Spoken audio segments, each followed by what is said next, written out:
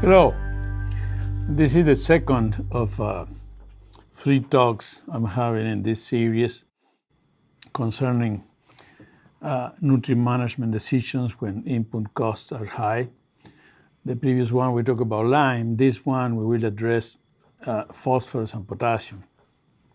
And I'd like to say up front, those that attended the ICM conference, that this is very similar to that. There are a few changes, but it's very similar to that talk. The current situation in agriculture in Iowa and all over the north central region is very interesting, to say the least. We have record high fertilizer prices. We don't know what the price will be in the spring. We had a tough year in terms of we have large grain yield variation across and within fields due to highly variable rainfall. And then I've been in Iowa almost 30 years, and I used to work in Uruguay before that, and farmers think about the same. See, now farmers want to reduce input costs, and most are very hesitant to reduce nitrogen rates, but often reduce P&K application rates beforehand. So the crop need for P&K and the benefits from fertilization are affected by highly variable soil test values out there, variable yield, and then also variable nutrient removal with crop harvest. So there are a few concepts. I think I have been showing these slides for several years, but I think it's important because it shows you how I think in terms of what are the most important concepts for P&K management. People need to know the optimal soil test levels and application rates for the efficient soils. Now, especially with high prices, it's very important that to realize that they may be thinking about want to get a good return on investment of fertilizer, want to get maximum yield, or want to build up faster than from using the usual rates that we recommend for low testing soils. So the other important issue is they need to know yield and the average removal of P&K with harvest to maintain whatever soil test levels they want to maintain over time. There is large within field variation of soil test, yield, and removal. So I have been saying for several years that I believe farmers should use good soil sample method. It's very important. Yield monitors, because there is large yield variation within fields, in many fields. Fields are getting larger. And then use variable rate technology. I mean, in my view, every farmer should be using these things these days. Then research have shown that bonding of phosphorus isn't better than broadcast for any tillage system, other than starter in some conditions, but people keep asking about that because they hear from other states. And potassium deep banding is a must with rich till, but there is little of the old rich till system anymore. And in some conditions, with no-till and strip-till, and seldom with tillage. So those are, I guess, some things that I'd like to talk about and review.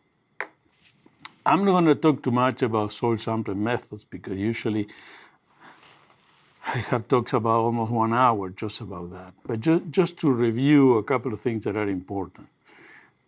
For people need to understand that precisely with bad prices is when good soil sample and testing makes more sense, more economic sense.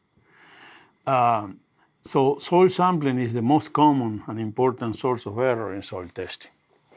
And issues that we have talked forever, for decades, is the number of composite soil samples per field, the cores, soil cores per composite sample, and then a consistent sampling depth and timing, which should match the methods that were used for the soil test calibrations. And so in terms of the sampling approach, of course, the most common sampling method is the sampling by soil type or map unit. The problem with this is that the main assumption of this method is that the soil type and the topography influence the soil test levels or the need for P or K.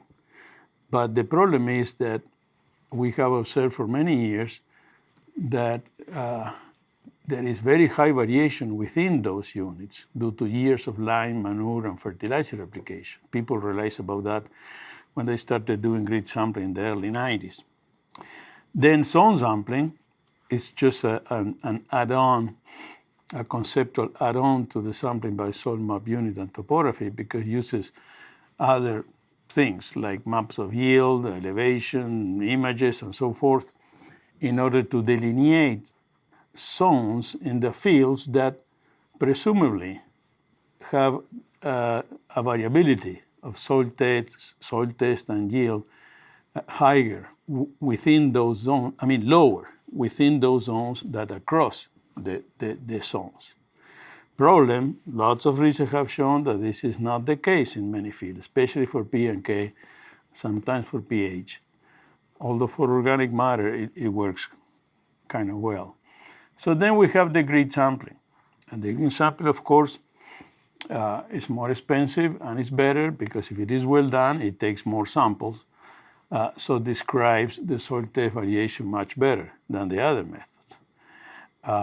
Now, it is important that it has to be done well because if you do a grid soil sampling at heart rate 2.5 acres with 4 or 5 cores, per cell or per point, that may not be any good.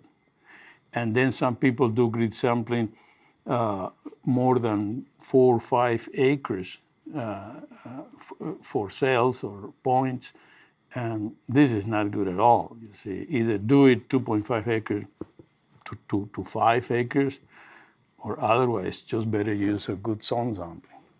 Now we tested that because of course the more samples one takes, the better. But we did this. I have talked about this in other talks that we evaluated the soil sampling method based on the capacity of each sampling method of identifying areas in the field that have different response to P or K.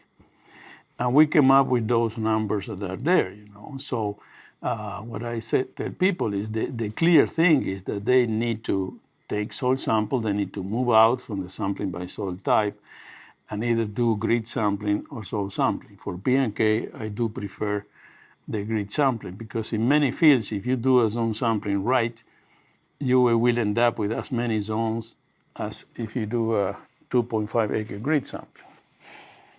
And it's easier to do. Now, the other thing is the sampling depth and the frequency. And this is important because we have stratification of P and K in most fields, no matter the tillage system. And so it's not a big deal if you sample 6 inches or 6.5 or 5.5, but need to be sampling, about the same depth, And samplers out there vary. Different people take soil samples in different years. They may be taking those cores in a different way. Okay, so, and they need to understand that shallower or deeper depths aren't better, even for no-till or pasture, so we have the data for that. So need to sample 6 inches, and then all our soil test calibrations are based on 6 inches for P and K. And the other issue is that I have been battling with this for a few years, is this idea of sampling every 4 or 6 years. I think this doesn't make sense. This used to make sense before. The cost of soil sampling and testing in relation to other costs it's about one half that used to be 15, 20 years ago. And then they are very, I mean, they're not perfect, but they are good tools in which to base fertilization. So, and precisely when the prices are bad, either crop or fertilizers, this is when the soil sampling is more important, because you have to base your decisions in that as one of the main factors. See, and the other thing that we have discovered that, well, we have known for a long time, but now we have the data about the very large temporal variability in soil test. Even if you sample the same season, the same month, year after year, especially for potassium, it is a huge variability, and it's not easy to fix that. So having trends over time helps. Now, I know that looking at trends over time with grid sampling is not very easy, but can be done. So I think that people should start thinking about this whole idea of the sampling every 4 to 6 years and change that, at least for P&K, maybe pH, but of course not. It doesn't make sense, for organic matter or CEC. So, okay. So it is the other important thing is that, as I already said, is that people need to look at the soil test calibrations and the relationship with response. And farmers all the time are comparing fields. You see, they look at, compare that yield and the soil test value with that other yield on that other field with the soil test value. This is very misleading. Don't do it. Even relating absolute yields with soil tests is not good. See, that's why you've seen that we use relative yield increases across fields. So the field calibration research is important, you see, and that's why we spend lots of money and time over the years in order to keep these calibrations kind of updated. So these are I just simplified the tables in the publication PM 1688, where we have the guidelines for interpretations and fertilizer rates for several crops, for PK and also lime and zinc. So essentially, we have, this is phosphorus, we have the soil test phosphorus here. Remember, we have the moist soil test or dry for potassium. For phosphorus, it doesn't make any difference. But we do have 3 test levels, that gives different ppms, That's why the calibration is needed. So the Bray or Melick 3 colorimetric give about the same value. The Melick 3 ACP is known that gives higher values. Actually, any phosphorus test that they extract is measured with ACP. Even water or runoff gives higher values than the colorimetric, which doesn't mean that it's better, okay? And then the Olsen test. So then we have these classes, and then here I just put the rates for corn, soybean, and corn, soybean rotation, They are in the publication, they are in different tables. And just I want to remind you that, of course, the ppms are different. You need to look about that. Many soil testing labs mention the extractant, but never say how it is measured, which creates lots of confusion, especially for the Melick 3, because they don't say, what is it? It is Melick 3 ACP, it is colorimetric, or what?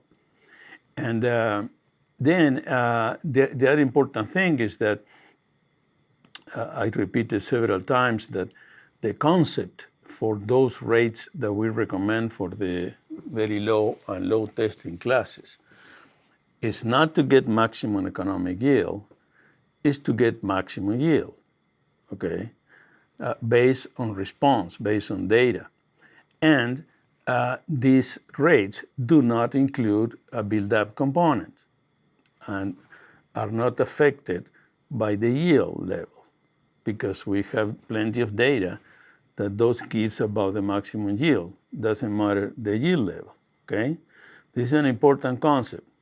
Now, if somebody wants to build up faster in a low testing soil, they can do it. But I'm not going to give them the rate, okay? Because especially with these prices, it doesn't make sense at all. And these rates build up slowly, but build up. Now, for the optimum class, that optimum doesn't mean no fertilization. Optimum means that it's the optimum soil test level to maintain over time based on removal, okay, which depends on yield. And those rates there, and this is very clear in the publication PM 1688, are for default yields. That this publication was updated in 2013. So we put a little bit higher yield default levels than the state average, 180 bushels of corn and 55 bushels of soybean. But we say very clearly that this is only because labs want this, because farmers don't give them the yield level many times.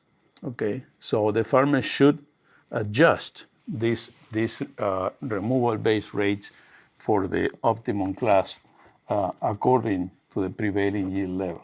Okay, this is for potassium. Okay, the only different thing is that here the soil test, which is the melic 3 or the ammonium acetate, give about the same value if they are done right, and the measurement with ICP or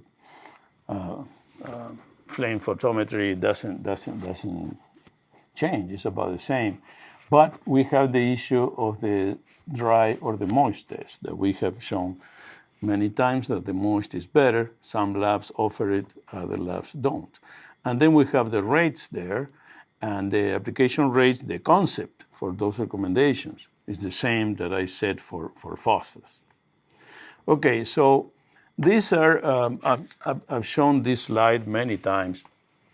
These are data that I have, that mainly we got since 1994 in terms of field trials at farmer fields or at research farms relating relative crop yield, not absolute yield, with the soil test values. And here I just show data for the Bray 1, but we have for melic 3, for Olsen, so for ICP, not ICP. So I'm just showing this as an example. So here are the responses for corn on the left, for soybean on the right. There is not much difference between these two crops. And then you can see there those vertical red dotted lines indicates the borders of our interpretation classes. So soil sampling for P is not perfect. You can see some of all those dots, that's one field, 1 year. Some people say that's an outlier or may not be. So in general, we have a nice relationship and between yield response for corn and soybean and phosphorus. Now, people have been asking, oh yeah, but you updated this in 2013, what about now? Yields have increased and so forth. Well, I spent lots of time just before the ICM conference looking at data since 2013 until last year. And this is phosphorus, corn, or soybean. Essentially, you don't see any difference, And I guess the data over the last year just confirm the interpretations, really. These are the interpretations of the data, the correlations that we had until 2013. And then on the right, I put corn and soybean in the same graph here. There's not much difference, really, and because we are relating relative yields. And then on the left is the dry test, the common test that most labs offer, and on the left, on the left is the dry test, and on the right is the moist test. Okay, so as you can see, the correlations are not as good as for phosphorus, no doubt, even with the moist test. But the moist test is better because at least has a more clear cut, between the soil testing very low and low with the others than the dry test. That's what we recommend. Now, This test is especially better in soils that are good, very productive, but they have poor or very poor drainage. So mostly the soils in central north central Iowa, but also soils in other regions of Iowa with poor drainage. And I've heard that also in southern Minnesota happens the same thing. These are the correlations of the data that we got with since 2013. As you can see, we have actually almost more data now since 2013 than before. Essentially, just confirm, if you look on the left, the correlation with the dry test is really bad, because from a value of actually 80, 90 parts per million to about 180, you can get, zero response or a huge response. However, with the moist test, that is more, still is not as good as for phosphorus, but it is better. So not much change in the last few years. Okay, the other key issue is the P&K removal with harvest, because as I said before, we use that not for the load testing classes, although if people want to build up faster, go ahead, but we recommend it for the optimum class because we believe that this is the optimum that under general conditions farmers should try to maintain over time. Okay, that's how we call it optimum. Okay, so the way we define, and you see in some other states they call it medium, but I know only 2 states, Iowa and Wisconsin, that really classify, specify what the heck is the idea behind the classification of that optimum or medium category. So in Iowa, for example, we say that there is a 15 to 25% probability of a small response. That sometimes is economical, sometimes it's not. That's the way we define it. Now, the yield level does affect removal, okay? It does not affect the optimum concentration. And we have data. For now, I don't know what happens if we have 400 bushels of corn or 150 of soybean, but for now, the yield level does not affect the optimum soil test concentration, okay? However, it does affect the removal, and a lot. Of course, the removal is affected by the concentration of P&K in whatever is harvested, and also the yield level, okay? But what really determines drives the P&K removal is the yield, because the yield variation is much more than the variation in concentration across years, across fields, and also within most Iowa fields. So what we tell people is that, and I will show you some data, that they should use the prevailing or proven yield level, which it could be defined as the average over the last 4 or 6 years, depending on the rotation. Because, as you will see, the relationship between soil test P or K and the removal is not very good from one year to the next for a variety of reasons. So farmers should not overreact to a very large or low yield in 1 year, okay? And then concerning the P&K concentration, yes, they could analyze grain, but I don't think it's worthy. So we can provide, can use the concentration that we have in PM1688, which were updated in 2013 based on a database like 20,000 samples that we have analyzed. And there was a major change. This is the table 2 of PM1688. There were major changes. There were major changes in concentration because the concentrations have not been updated since the 70s. And it's clear that now we have lower P&K concentrations in grain of corn and soybean. The plants, even though yields are higher, the plants are more efficient, okay? And the other thing that before, in the previous version of PM1688, it wasn't clear what in the world we were talking about in terms of the moisture. Those were concentrations based on dry matter or concentration based on a standard moisture or what? So in this update, we clarify that. And actually, those numbers, concentrations, are adjusted, okay? So that people can multiply that by the yield directly using the standard moisture and get the removal. Understand that? Okay. Now, people seldom read footnotes, but the footnotes are important, especially in PM 1688.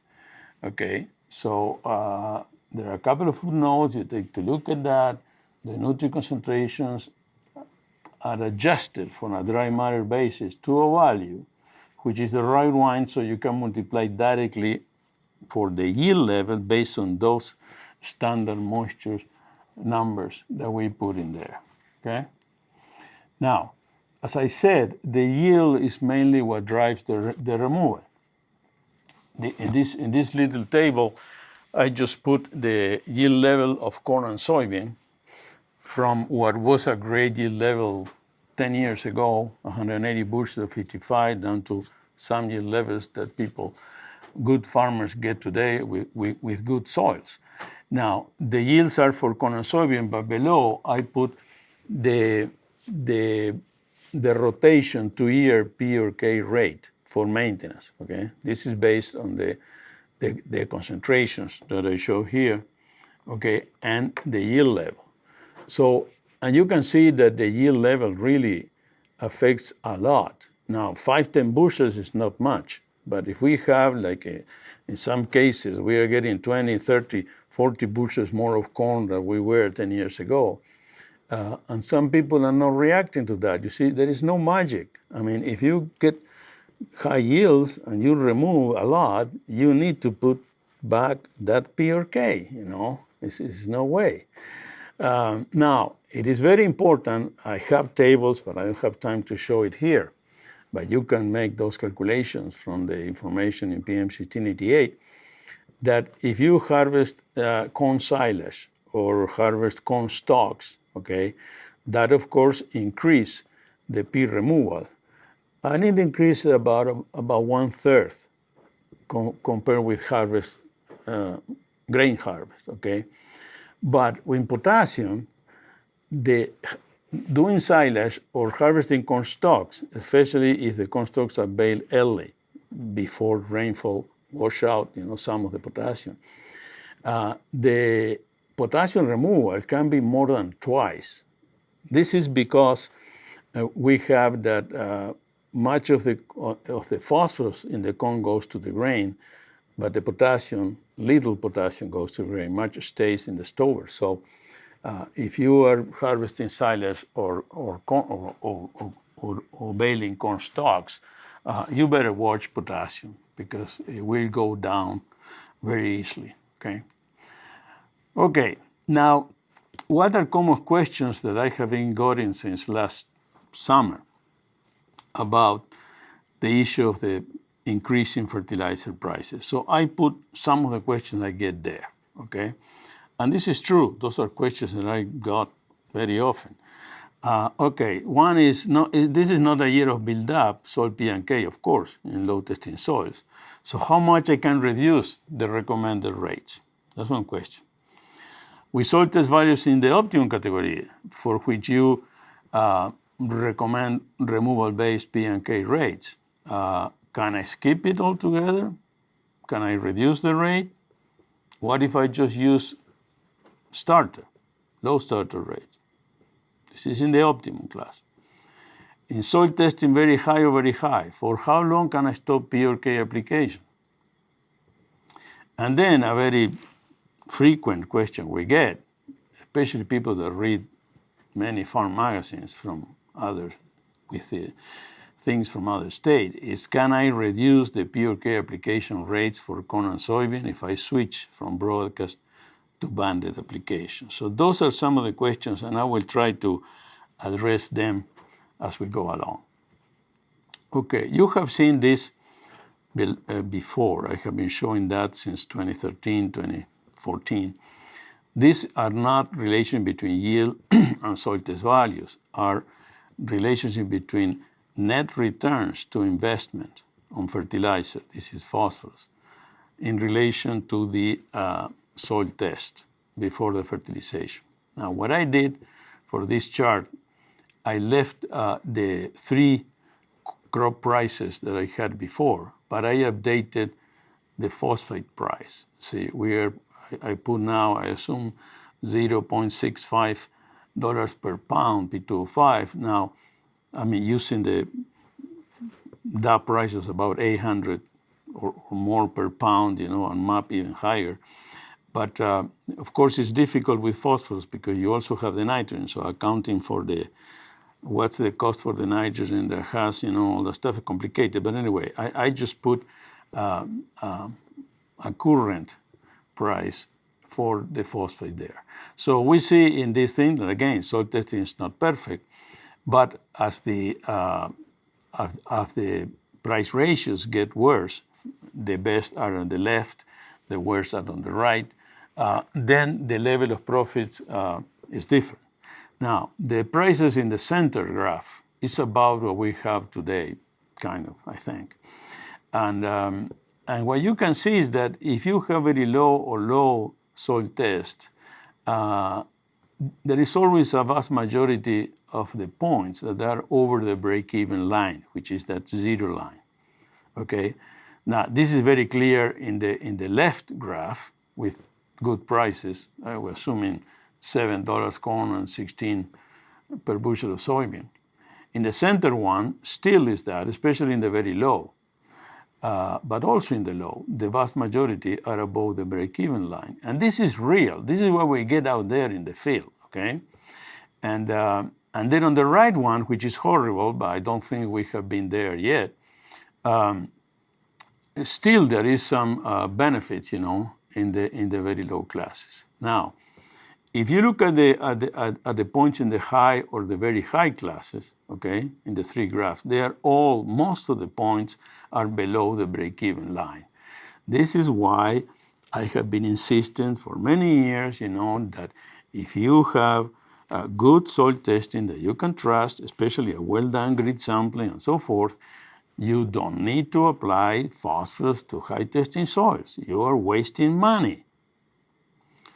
And so that's very clear. So what I tell people is don't cut now that we have bad prices. Don't cut in the low testing class, even if you rent, because the probability of getting that money back is high. And don't apply to high testing soils, or just put some starter if you cannot sleep at night. Okay? Now, if you look at the optimum, which is a very narrow range, remember I said that we recommend application based on removal there, okay? So with the good prices, on the left graph, still in the optimum there is a majority of the points are above the break-even line. But with the prices we have today, and even we see that if you average all those numbers, it's about break-even. And in the bad price situation on the right graph, the majority of the points in the optimum are below the break-even, okay? So we are being conservative in our recommendations based on removal, you see? And that's what I said before, that we define it as where we have about 15 to 25% probability of a small response, which on average may be break-even at the most, okay? So this actually answers several questions. Don't cut in low testing soils. Use good soil sampling and testing to base your decisions. Don't apply in high testing soils. Okay, this is potassium, the same thing, so I'm not going to spend too much time explaining. But this is the potassium with using the dry test, okay? So look at the phosphorus, you see? Now look at the potassium. It's obvious that the relationships are much worse. In fact, what you can see there in the 3 graphs is actually a big blob, of points between that encompass the low and the optimum. That, who knows what is the response you may get? You see, it's really bad in all price scenarios. Now, of course, in the right scenario, most of the points are below the break-even line. So still, with very low testing, the probability of a response is high, of a yield benefit, economic benefit is high, and in the high is below break even. But it's not such a useful tool to make decisions as phosphorus. Now, this is with the moist test. Again, it's not as nice as for P, but it's much better than this crap. And you see, so people can base decisions better based on the moist test. But the concepts are the same. Don't cut in low testing soils. Even if you rent, the probability of response still is there, especially in the very low class. Okay, and as I said, we have not been in that very bad situation on the right yet, and I doubt we will. Hopefully, we will not. Okay, I did say several times that with the rates that are recommended for the low testing classes that do not include a build-up thing. If the farmer or consultant want to build up much faster, even if they don't get as many profits, go ahead. But I'm not going to recommend that. Okay?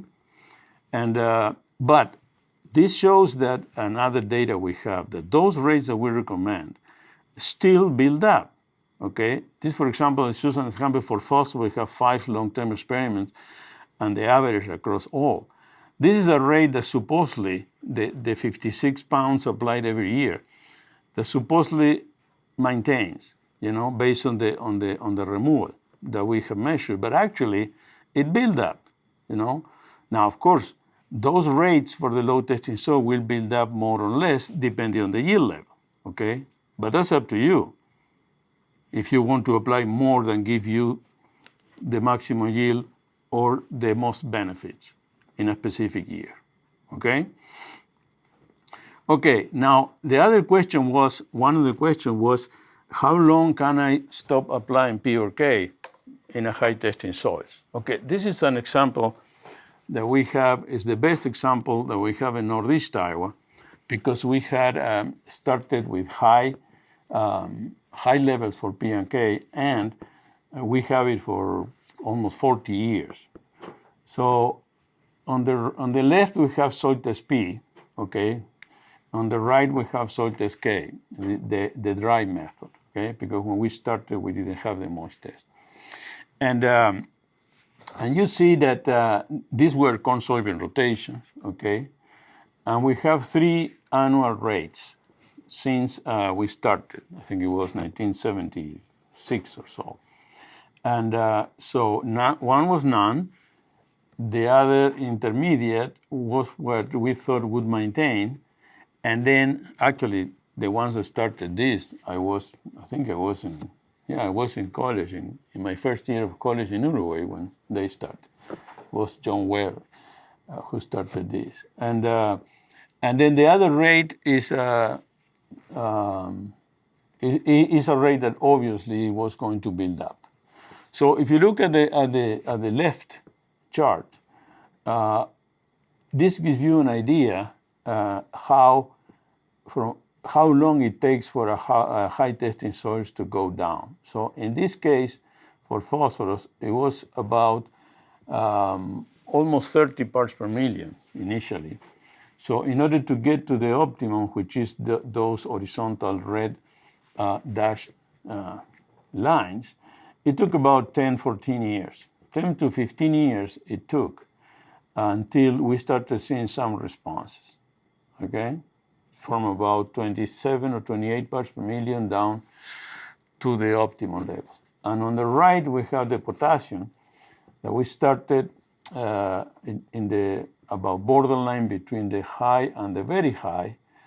And in this case, it took about 5 to 6 years or 10 in order to get to the optimum class. But the responses really started to be significant after about 10 years. These are the yields for that time period. This is corn on the left and soybean on the right for phosphorus. And you can take a look at these numbers with time. I don't have much time to explain the graph, but we have there the grain yield increase. Okay, these are not bushels.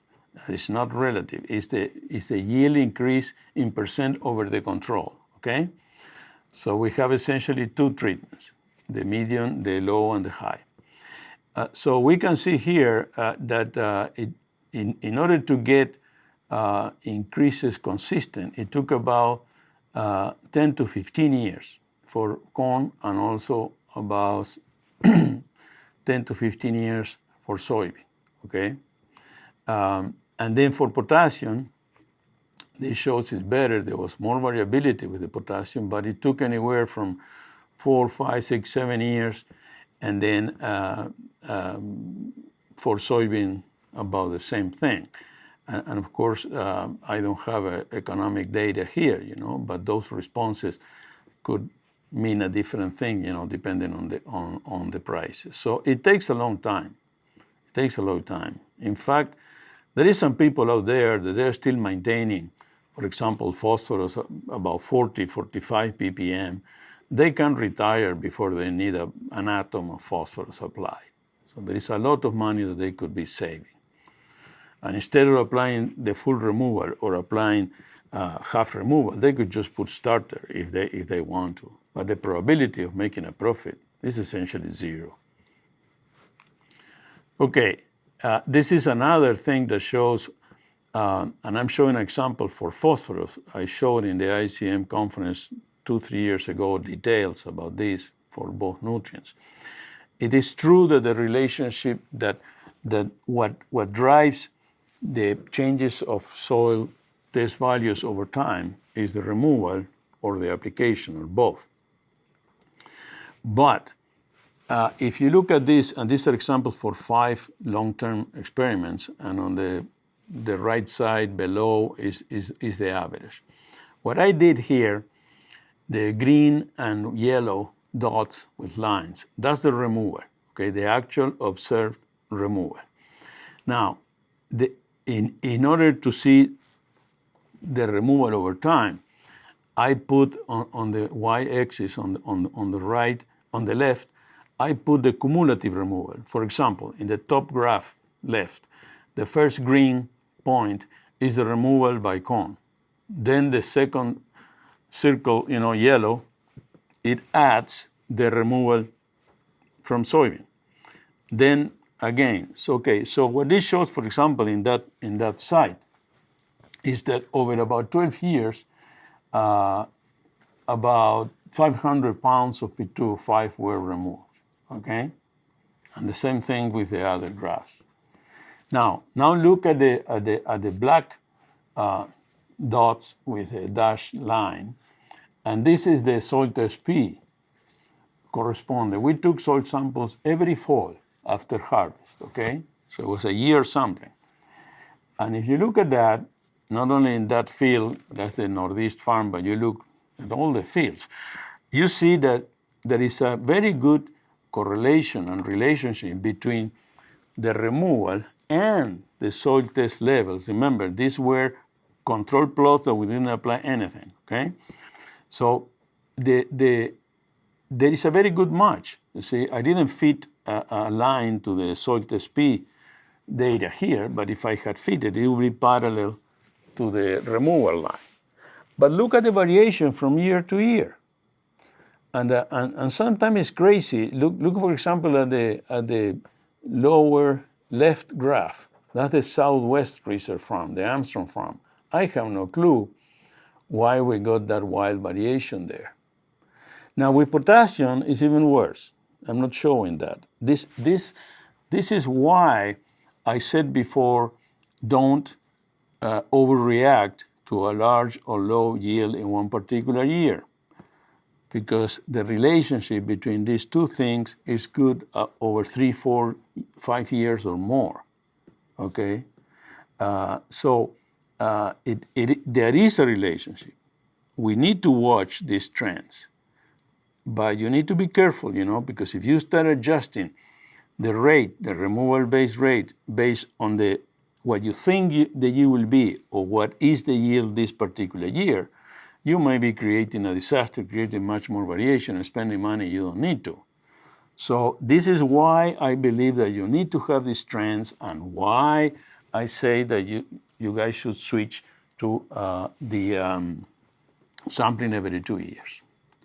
Okay, so this is a summary of what I said. So I already talked a lot, so I'm not going to read the things that I put there.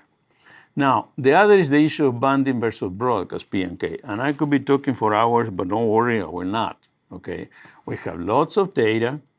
Okay, and we have shown, as I said before, that for P, there is no difference between banding for any tiller system except for some starter. For K, we didn't find that much difference for the planter band with broadcast, even in no-till, but the deep banding is a must, is really good for rich till, but not as much for no-till, strip till, and almost never with tillers. And you cannot cut the needed POK rate by banding. I mean, you may be able to do that, I don't know, in some soils, of the West and some soils of the South that are completely different. But in our soils, if you cut the rate because you believe that it will be more efficient than broadcast, you will be wasting yield. You will be limiting yield and getting lower profits. We have the data for that. You can look at this very carefully. After all, they're complicated graphs, but we have this for no-till, corn and soybean, and also with tillers. I'm showing only no-till, okay? This is phosphorus, broadcast or planter band, from several long-term experiments. If you look at these numbers, there is no site, and these are averages for the last few years, that we got a difference between these two methods. This was planter band using the 2x2 method with dry fertilizer, or broadcast fertilizer in the fall, okay? This is potassium, it's the same thing, okay? We have all this data showing us, and we have also data in farmer fields that I'm not showing, but show the same thing. So don't cut because you feel that you are banding. Don't, in low testing soils, don't do that. Now, of course, in a high testing soils, you can, because you don't need the PRDK anyway. Okay, now, another important thing when you are considering cutting rates, you need to think about that if the P or K management interact with other factors, okay? So, of course, when a soil is deficient, applying P or K increases yield, no doubt. Now, an interaction is defined like when the proportional yield increase from applying one nutrient changes with the level of another nutrient or other factors, okay? So what we have seen over time is that there are frequent interactions for potassium, okay? That a deficiency of potassium limits the corn yield response to nitrogen and also increases the soybean disease incidence if there is disease pressure. We have not seen interaction between N and P and P or diseases. In small grains, there is also often interaction with plant density, and all that stuff. But it doesn't happen much with corn or soybean. So I want to show you just a couple of graphs for that. This is I never believe in this interaction too much, to tell you the truth, because it is not well documented. People talk about it in the journals, but it's not well documented. So there was an old long-term experiment in the Northern Farm with Dave Ruber. He was the superintendent at the time, and Jason Dodd, a graduate student. We look at that. We look at, and I'm showing the average of 5 years, then the experiment was closed or changed. You see, if you look at this graph, we had corn yield response to nitrogen, okay? In the x-axis, we have the nitrogen rate. Remember, this is continuous corn, and the yields are not too bad. This was several years ago, okay? And the top line of the response, okay, with squares and field line, show the response of corn to nitrogen with optimum P and K, okay? We have a response up to about 250 pounds. Remember, this is continuous corn. The other line, which have gray circles, okay, and dashed lines, is we have low phosphorus. So phosphorus deficient, but optimum K. And if you see, this line is parallel to the other one, okay? This means that there is a yield loss because of the phosphorus deficiency, but this doesn't affect the response of corn to nitrogen. So essentially, the rate that gives a certain proportion of yield is the same when the P is deficient or not. That means there is no interaction. Now, with the potassium, which is the line with a dash line and triangles, it's very different. I mean, you see that now, especially at the medium or high rates, the corn doesn't respond to that nitrogen as much because of the potassium deficiency, okay? So when you are, everything has some degree of uncertainty. Phosphorus, potassium, from the soil test calibration, from the soil test results, from the yield for the prices, okay? So what this means is that if you are making a mistake, okay, and you have, you apply less phosphorus than needed, that's an issue because you lose yield, but at least does not affect the response to that nitrogen that you're applying for the corn. But if you are low in potassium, you're shooting your toes twice because of the potassium deficiency, you lose yield, but also much of that nitrogen that you're applying will not be used by the corn. Okay, because this was a very interesting result, and as I said, it wasn't very well documented, before. With a student, Jake Hirniak, we established 2 experiments, also with continuous corn, again in the northern farm and also in the southeast farm, Crawford field. And these are data, only potassium. I didn't want to spend money on phosphorus. And you can see the same thing. In both sites, we got that when we have a potassium deficiency, that corn cannot utilize the nitrogen you are applying, okay? It's not that you need very high test for potassium. It's that it doesn't have to be deficient, okay? Now, about soybean diseases, I will show just 2 examples of many trials that we did since the late 90s. This was a field in eastern Iowa that we have a strip trial, yes, no potassium, okay? And then what I'm showing here is in the impact of the soil test value and the applied K on the diseases, okay? It's the incidence of, on the left, frog eye in soybean, and on the right, cercospora, which is another common. And some plant pathologists helped me with this. I think it was Darren Mueller. So what we have there, we have essentially four graphs, 4 couple of bars, for the fields that were low initially, optimal, high, or very high in K, okay? And then we have the effect on the disease. And in the top of the bars, I have the yield response, okay? So for the frog eye, you see that the dark blue, that's when we put some potassium, okay? So have the lower disease incidence. When the light blue, you see that the highest was with the low K, and then start going down. And even with very high test, there was not a response. Actually, it was a small yield decrease of about 5 bushels. We see that the potassium really decreases the incidence of frog eye. In the right one is the same type of thing, but for cercospora. I show exactly the same thing, see? So again, this doesn't mean that potassium has to be very high or high. It means that you need to be very careful that there's no deficiency, okay? This is, we did have several experiments, but in many we didn't have sufficient disease pressure.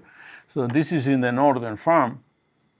On the left, we have the yield response to these rates that are indicated. And then on the right graph, we have the incidence of a brown spot in soybean, frog eye spot, and cercospora. So these things are very clear.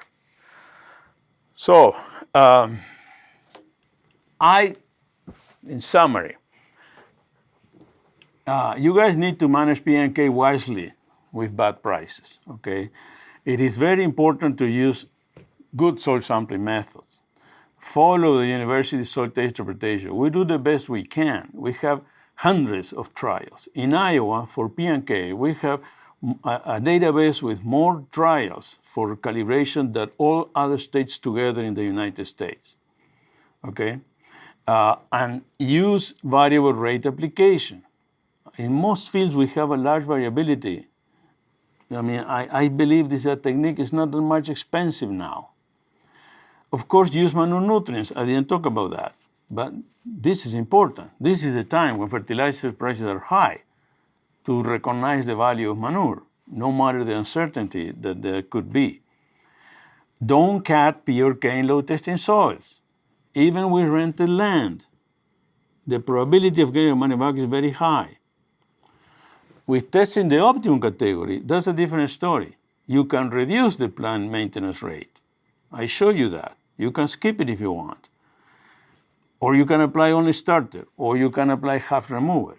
Now, what happens is that if you will have this field in the future, you will pay that. You will have to apply more in the future. So for people that rent and they may not be sure if they will have that field for more than next year, than this year, I mean, then that's a good option. Because as you saw, the probability of profits from applying a removal-based rate in the optimum class is very low. And then don't apply in high testing soils. I know people say all kinds of things out there. We have hundreds of trials. Okay, the probability for response in high testing soil is very low. Now, of course, you need to have a good soil sampling in order to trust that. And that's why I insist in a good grid sampling, and maybe every 2 years, not every 4 or 6 years. Now, there is much more uncertainty with potassium testing than from phosphorus testing. And potassium is not a water quality issue, okay?